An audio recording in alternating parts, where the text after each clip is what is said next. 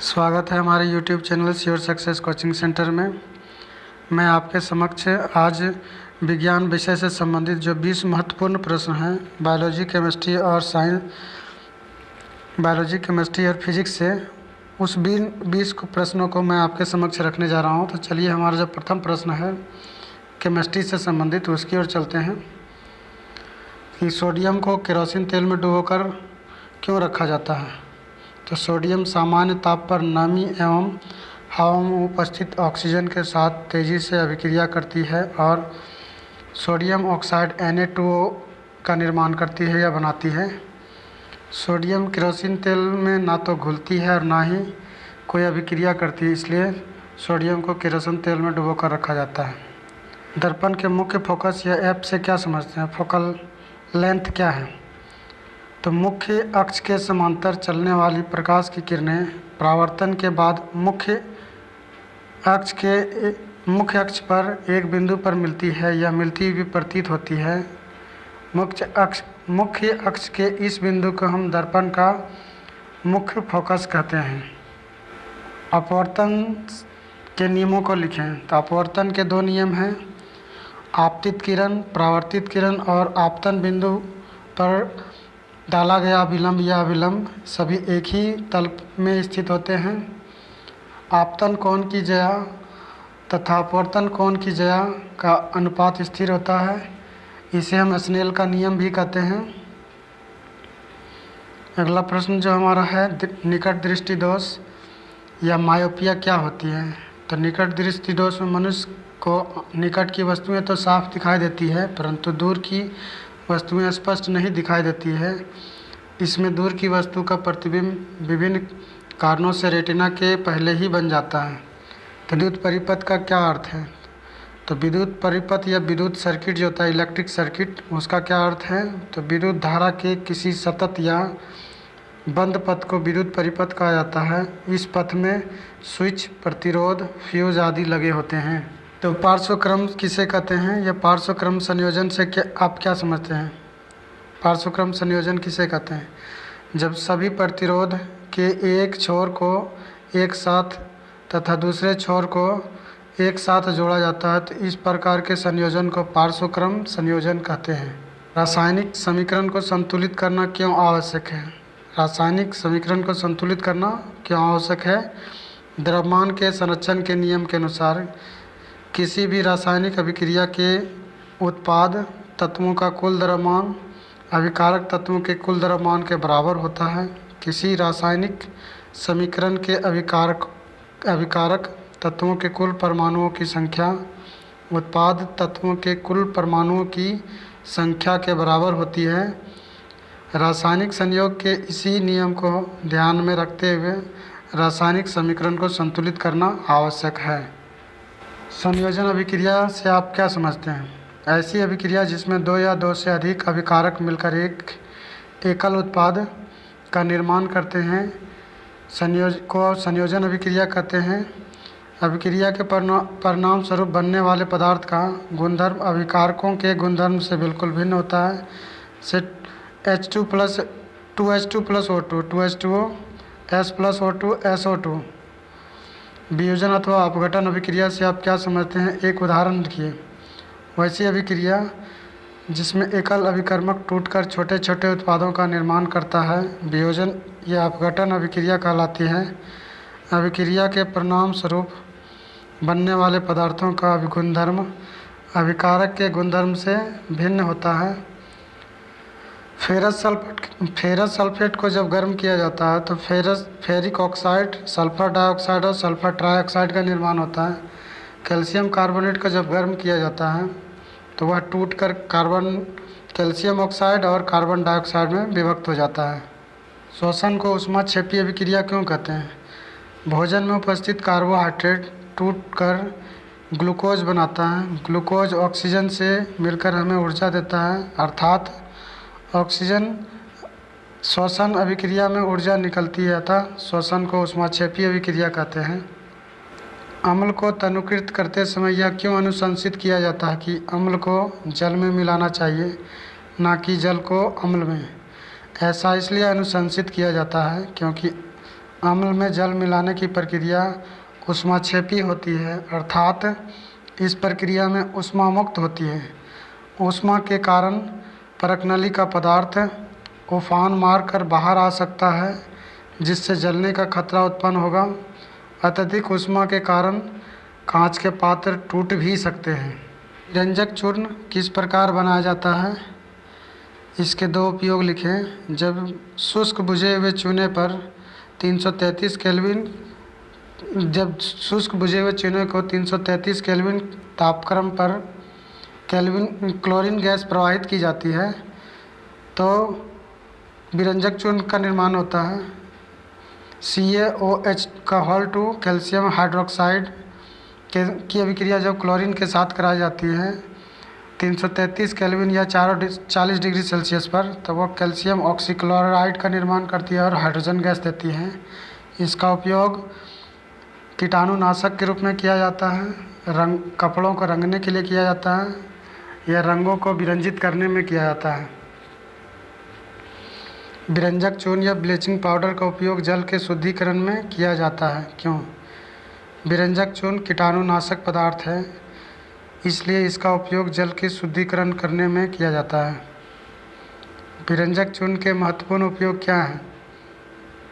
विरंजक चूर्ण के महत्वपूर्ण उपयोग वस्त्र उद्योग, कागज उद्योग तथा वस्त्र उद्योग में इसे रंग को साफ करने या सफ़ेद करने के लिए उपयोग में लाया जाता है।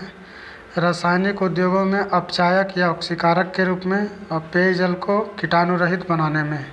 उभयधर्मी ऑक्साइड क्या है या एम्फोटेरिक ऑक्साइड क्या होते हैं? उदाहरण दें।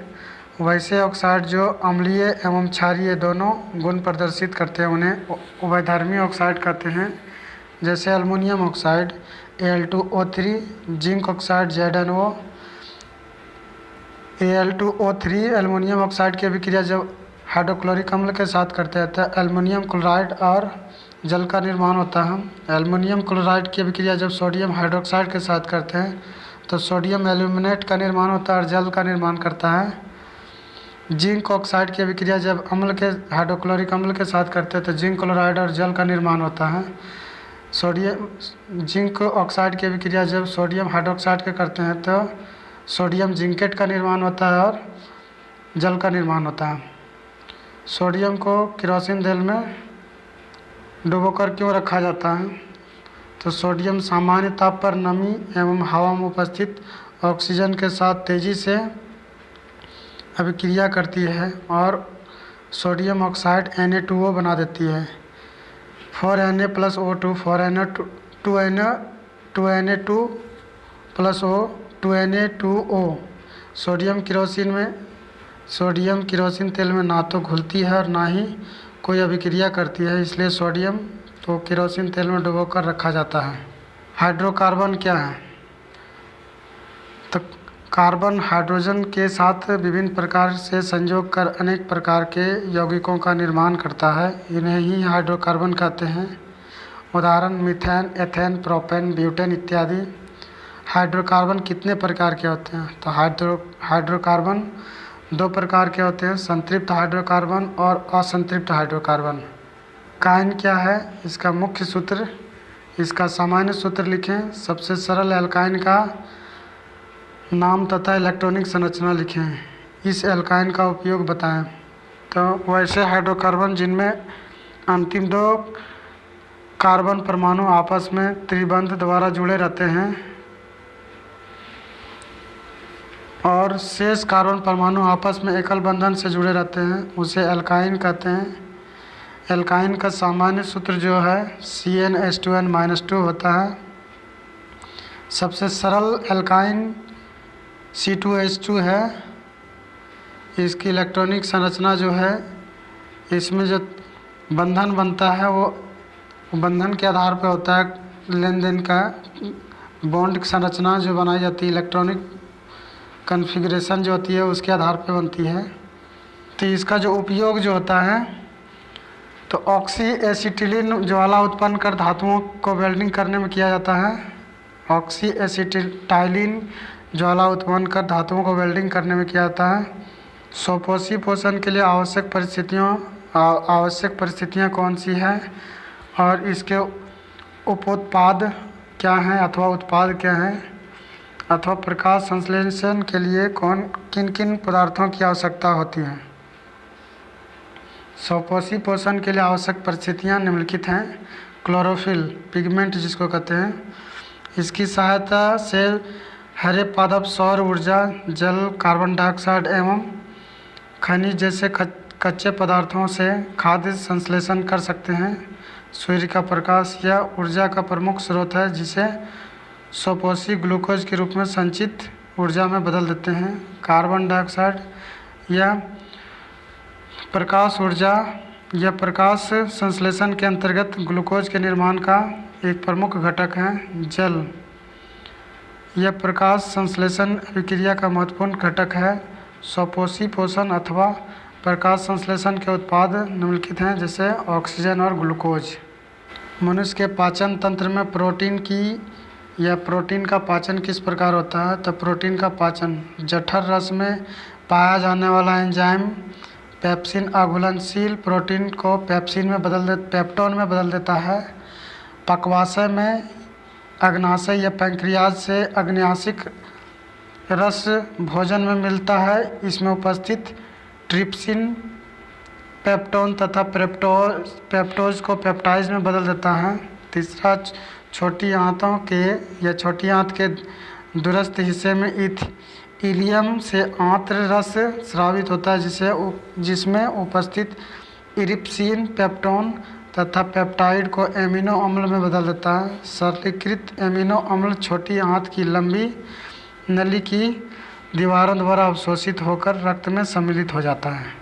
आनुवंशिकता में डीएनए की क्या भूमिका है अथवा डीएनए आनुवंशिकता का आधार है कैसे। आनुवंशिकता में डीएनए की निम्नलिखित भूमिका है। यह एक आनुवंशिक पदार्थ है जिसके नाइट्रोजन युक्त क्षारों की व्यवस्था में सभी आनुवंशिकताएं कूटबद्ध होती हैं। यह द्विगुणन द्वारा अपनी अनुकृति बनाता है जो जनन के माध्यम से संतान में पहुंचती है। यह विभिन्नताएं भी उत्पन्न कर सकता है। यह प्रतिलेखन द्वारा आरएनए उत्पन्न करता है जो प्रोटीन के संश्लेषण में सहायक होती है। प्रोटीन से नए शरीर की रचना होती है। यह जैव रसायनों के संश्लेषण को नियंत्रित करता है। सौर कुकर का उपयोग करने के क्या लाभ हैं तथा क्या हानियां हैं। क्या ऐसे भी क्षेत्र हैं जहां सौर कुकरों की सीमित उपयोगिता है। तो सौर कुकर के लाभ, इससे प्रदूषण उत्पन्न नहीं होता, इससे बने भोजन में पौष्टिक तत्व का क्षय नहीं होता, इसका उपयोग सरल है तथा इसके उपयोग से सौर ऊर्जा के लिए कुछ भी भुगतान करना नहीं पड़ता है। हानियाँ, इसमें खाना बनाने में अधिक समय लगता है या समय लेता है। इसमें रात में या बादल वाले दिन में खाना बनाना असंभव है। इससे भुनने या तलने वाला भोजन नहीं बनाया जा सकता है। उपयोगिता वाले क्षेत्र, ध्रुवीय क्षेत्रों में इसकी उपयोगिता नगण्य है और पहाड़ी क्षेत्रों में भी इसकी उपयोगिता सीमित है। क्या कारण है कि कुछ पदार्थ जैव न्यूनीकरण होते हैं और कुछ अजैव न्यूनीकरण। विभिन्न सूक्ष्म जीव जैसे जीवाणु तथा कवक विभिन्न पदार्थों को एंजाइमों की सहायता से पचाते हैं। एंजाइमों द्वारा अधिकांश पदार्थों का अपघटन होता है तथा वे पदार्थ जैव भू रासायनिक चक्र में प्रविष्ट हो जाते हैं। वे पदार्थ जिनका अपघटन एंजाइमों द्वारा होता है उन्हें हम जैव न्यूनीकरण कहते हैं या होते हैं। उदाहरण, घर की रसोई का कूड़ा, मलमूत्र, कृषि उत्पादित अपशिष्ट, कागज़, लकड़ी, कपड़ा इत्यादि। या कुछ ऐसे पदार्थ भी हैं जैसे प्लास्टिक जिनका न्यूनीकरण सूक्ष्मजीव नहीं कर पाते हैं, ये अजैव न्यूनीकरण कहलाते हैं। ओजोन क्या है, यह किसी पारितंत्र को किस प्रकार प्रभावित करती है। ओजोन ऑक्सीजन का एक समस्थानिक है जिसका अणुसूत्र O3 होता है। ऑक्सीजन जब सूर्य की किरणों के साथ अभिक्रिया करता है तो O+ O2 का निर्माण करता है, ये टूट जाता है। और O2 को जब हम जब रिवर्सिबल प्रोसेस में इसकी अभिक्रिया होती है तो यह ओजोन बनाता है। ओजोन घातक परावैंगनिक किरणों को सोख लेता है, पृथ्वी तक आने नहीं देता है। इस प्रकार ओजोन पारितंत्र के लिए सुरक्षा छतरी का कार्य करता है। आज मैंने आपके समक्ष विज्ञान विषय में फिजिक्स, केमिस्ट्री और बायोलॉजी से संबंधित 20 प्रश्नों को रखा, जो इस आने वाले जो झारखंड की जो वार्षिक परीक्षा है उसके लिए महत्वपूर्ण है। आने वाले समय में और भी प्रश्नों को इस प्रकार से लाया जाएगा। यदि अभी आपने हमारे चैनल को सब्सक्राइब नहीं किया तो सब्सक्राइब करें, बेल आइकन को प्रेस करें, वीडियोज़ को लाइक करते ताकि आप तक लेटेस्ट वीडियोज़ की अपडेट्स मिलती रहे या पहुंचती रहे। धन्यवाद।